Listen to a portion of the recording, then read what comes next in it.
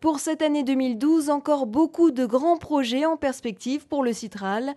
Commençons par le tramway T1 avec tout d'abord un rappel du tracé. En février 2014, T1 franchira le Rhône pour prolonger sa route jusqu'à la station de Bourg dans le 7e arrondissement de Lyon. La déclaration d'utilité publique a été obtenue fin novembre. Les déviations de réseau sont en cours et dureront près d'un an, comme ici, avenue de Bourg. Ce prolongement consiste en la réalisation d'une infrastructure d'environ 2,3 km avec 2,2 km de ligne commerciale et 100 mètres en arrière-gare de la station terminus de Debourg. 4 nouvelles stations seront donc créées, Musée des Confluences, Halles Tony Garnier, ENS Lyon et Debourg. À terme, environ 4 900 voyages quotidiens seront générés par la création de ce prolongement de la ligne T1.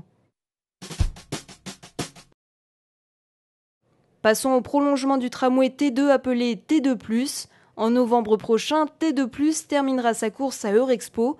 Le chantier bat son plein en ce moment avec notamment la pose des voies sur une grande partie du linéaire. Les travaux s'achèveront cet été.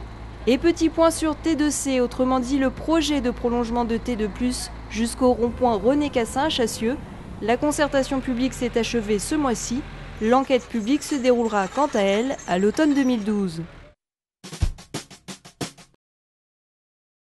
Autre projet important, le prolongement de la ligne de tramway T3 jusqu'au futur grand stade de Dessines, prévu lui pour février 2014. La déclaration d'utilité publique commencera en ce début d'année et les travaux débuteront cet été. L'objectif de ce projet est de proposer un service de transport collectif de qualité permettant d'acheminer 13 200 spectateurs sur un créneau horaire de seulement 2 heures avant le match.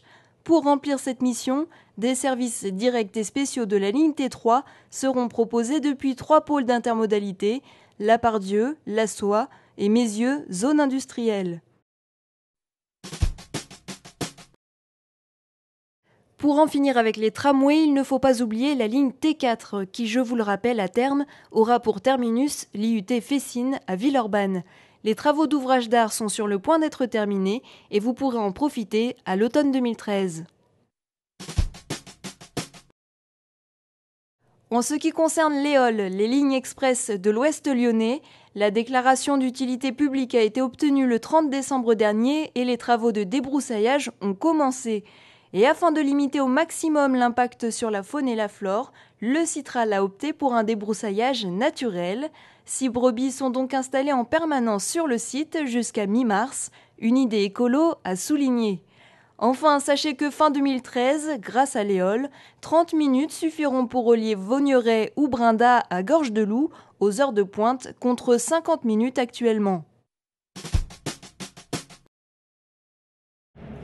On termine cette émission avec des nouvelles du chantier du métro B. En ce moment, les ouvriers sont en train de poser et de souder les voies. Des voies qui s'étendent au total sur 7,2 km de la station de Gerland à Oulin, en passant sous le Rhône.